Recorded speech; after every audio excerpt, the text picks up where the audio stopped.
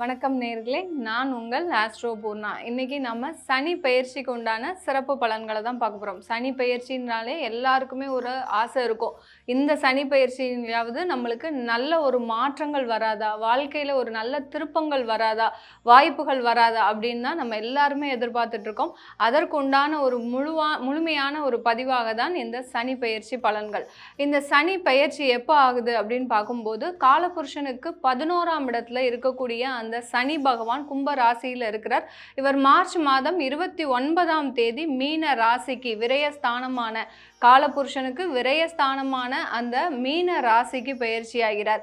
இந்த மார்ச் மாதம் 2025 பயிற்சி ஆகக்கூடிய அந்த சனி பகவானுடைய பயிற்சி பார்த்திங்கன்னா கிட்டத்தட்ட 2.5 வருடங்களுக்கு. இவர் எப்போ அடுத்த ராசிக்கு மேஷ ராசிக்கு பயிற்சி ஆகுவார் அப்படின்னு பார்க்கும்போது 2027 ஜூன் மாதம் 3ஆம் தேதி தான் பயிற்சி ஆகிறார். அதனால இந்த 2.5 வருடங்கள் இந்த மீன ராசியில் இருக்கக்கூடிய அந்த சனி பகவான் எல்லா ராசி என்பவர்களுக்கும் நிறைய ஒரு மாற்றங்களையும் திருப்பங்களையும் ஏற்படுத்தி கொடுக்கக்கூடிய ஒரு பெயர்ச்சியாக தான் இருக்க போகுது. ஏன்னா சனி பகவான் இருக்கக்கூடிய இடம் பார்த்தீங்கன்னா குருவினுடைய இடம், குருவோட இடம் இருக்கிறதுனால அவர் எல்லாருக்கும் வாய்ப்புகளும் கொடுத்து அதற்குண்டான ஒரு நல்ல பலன்களையும் ஒரு திருப்பத்தையும் கொடுக்க போறார் இந்த சனி பகவான். நம்ம ஒவ்வொரு ராசிகளுக்கும் உண்டான வாய்ப்புகள் மாற்றங்கள் நீங்க வழிபட வேண்டிய தெய்வங்கள் எல்லாத்தையுமே நம்ம இந்த பதிவுல தெளிவா பார்க்க போறோம். நீங்க இந்த சேனலை முதன்முறையா பாக்குறீங்கன்னா சப்ஸ்கிரைப் பண்ணிக்கோங்க, பெல் பட்டன்ல ஆல் ஆப்ஷன் சூஸ் பண்ணிக்கோங்க. குறைந்த விலை நிறைந்த தரம், தங்கள் தேவைகள் அனைத்தும் ஒரே இடத்தில். ஜெயச்சந்திரன் தேசத்தின் நம்பிக்கை மாத இதழ் அப்பா பதிப்பகம் இணைந்து வழங்கும் நேர்மையாளர் சகாயம் IAS அவர்களின் அனுபவ பதிவில் கடைசி தரையில் கண்டாங்கி சேலை சென்னை புத்தக கண்காட்சியில் விற்பனையாகிக் கொண்டிருக்கிறது. கன்னிராசி என்பர்களுக்கு சனி பகவான் 7ஆம் இடத்திற்கு பயிற்சி ஆகிறார். கண்டக சனின்னு சொல்லுவோம்.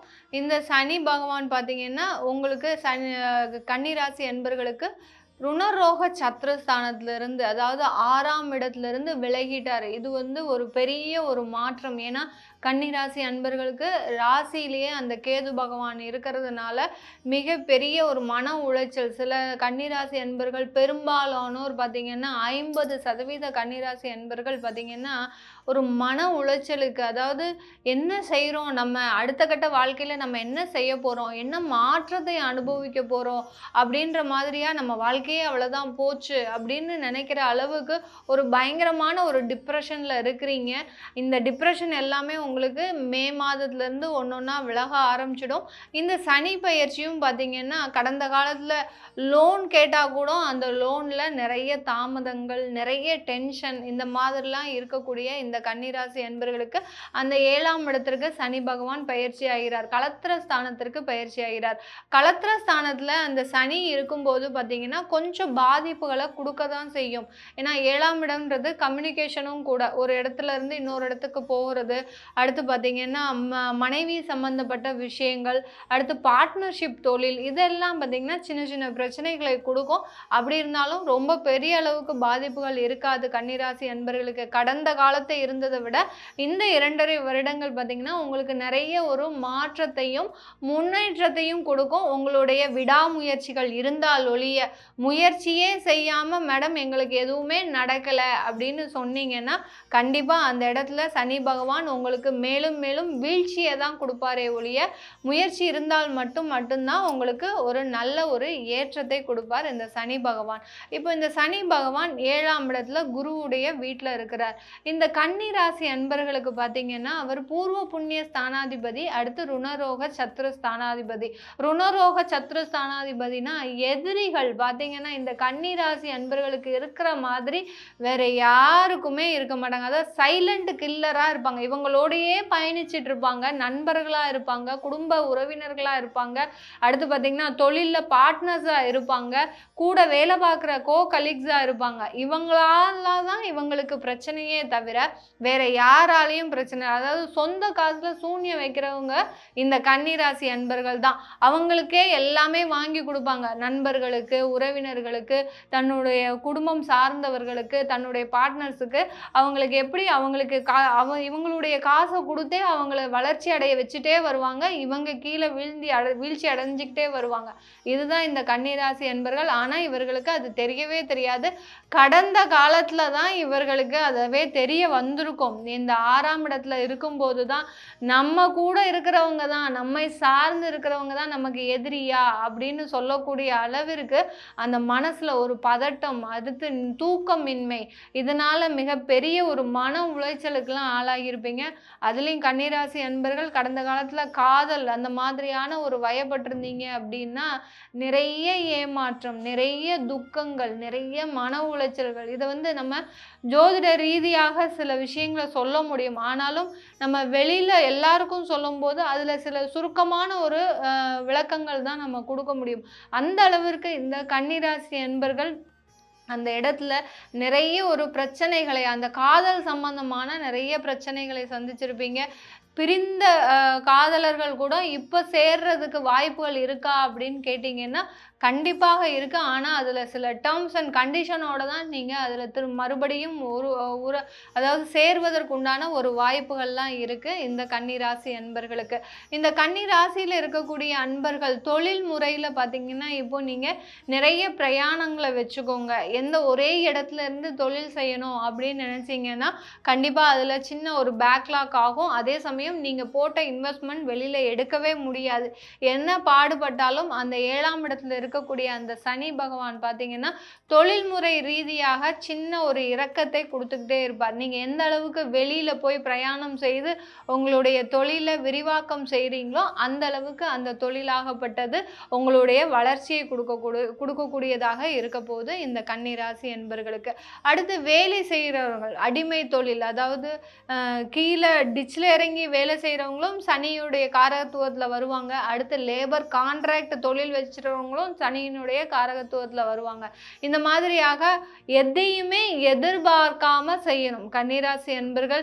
நீங்கள் நம்ம இது செஞ்சால் நமக்கு இத்தனை வருமானம் வந்துடும் அப்படின்னு நினச்சிட்டிங்கன்னா அங்கே முதல்ல கை வைக்கக்கூடிய இடம் அந்த வருமானத்தில் தான் இருக்கும் இந்த கன்னிராசி என்பர்களுக்கு. அதனால எதையுமே எதிர்பார்க்காம அடுத்த ஒரு 2.5 வருடங்களுக்கு நீங்கள் காயை நகட்டிட்டீங்கனாலே போகிறோம். கண்டிப்பாக உங்களுக்கு ஒரு மிகப்பெரிய ஒரு வளர்ச்சின்றது இந்த கன்னிராசி அன்பர்களுக்கு இருக்கும்.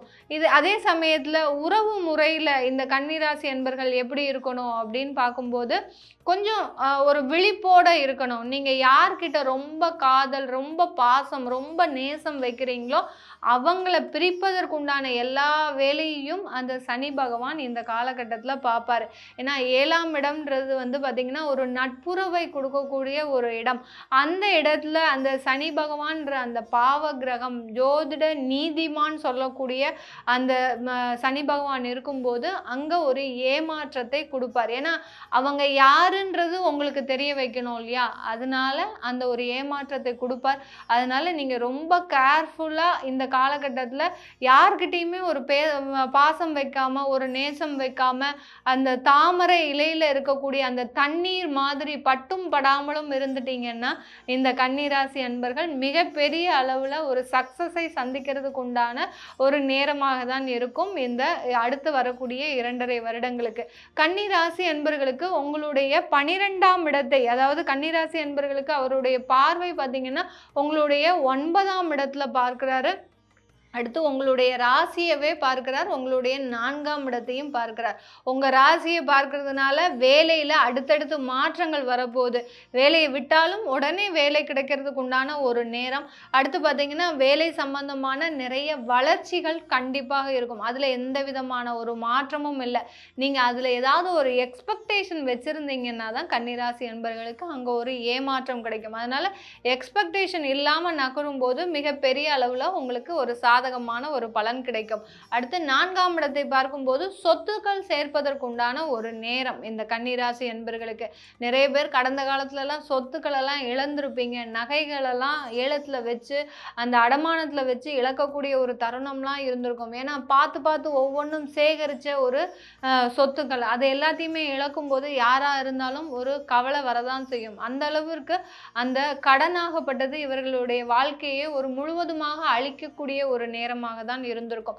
இது எல்லாத்தையுமே மீட்டெடுக்கக்கூடிய ஒரு தருணமாக தான் இந்த கன்னிராசி அன்பர்களுக்கு இருக்க போகுது. இந்த கன்னிராசி அன்பர்கள் நீங்க செய்ய வேண்டிய தெய்வ வழிபாடு இந்த காலகட்டத்துல என்ன அப்படின்னு பார்க்கும்போது ஆஞ்சநேயரை வழிபாடு பண்ணுங்க. எந்த அளவுக்கு ஆஞ்சநேயரை வழிபாடு பண்றீங்களோ அதே சமயம் ஆஞ்சநேயர்னு இல்லாம குருமார்களை வழிபாடு பண்ணுங்க. ஏன்னா குருமார்கள் தான் பார்த்தீங்கன்னா இந்த கன்னிராசி என்பர்களுக்கு மிகப்பெரிய ஒரு ஞானத்தையும் அறிவையும் கொடுக்கக்கூடிய ஒரு தெய்வமாக இருக்கும். அதனால அந்த அளவுக்கு அந்த குருமார்களினுடைய வழிநடத்தலின் பேரில் தான் கன்னிராசி என்பர்கள் தங்களுடைய வாழ்க்கையவே நடத்துவாங்க.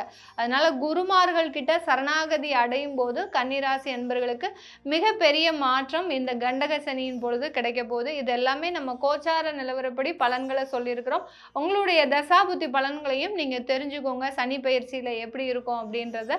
உங்களிடமிருந்து விடைபெறுவது உங்கள் ஆஸ்ட்ரோ பூர்ணா. நன்றி, வணக்கம். குறைந்த விலை நிறைந்த தரம் தங்கள் தேவைகள் அனைத்தும் ஒரே இடத்தில். ஜெயச்சந்திரன். தேசத்தின் நம்பிக்கை மாத இதழ் அப்பா பதிப்பகம் இணைந்து வழங்கும் நேர்மையாளர் சகாயம் ஐஏஎஸ் அவர்களின் அனுபவ பதிவில் கடைசி தரையில் கண்டாங்கி சேலை சென்னை புத்தக கண்காட்சியில் விற்பனையாகிக் கொண்டிருக்கிறது.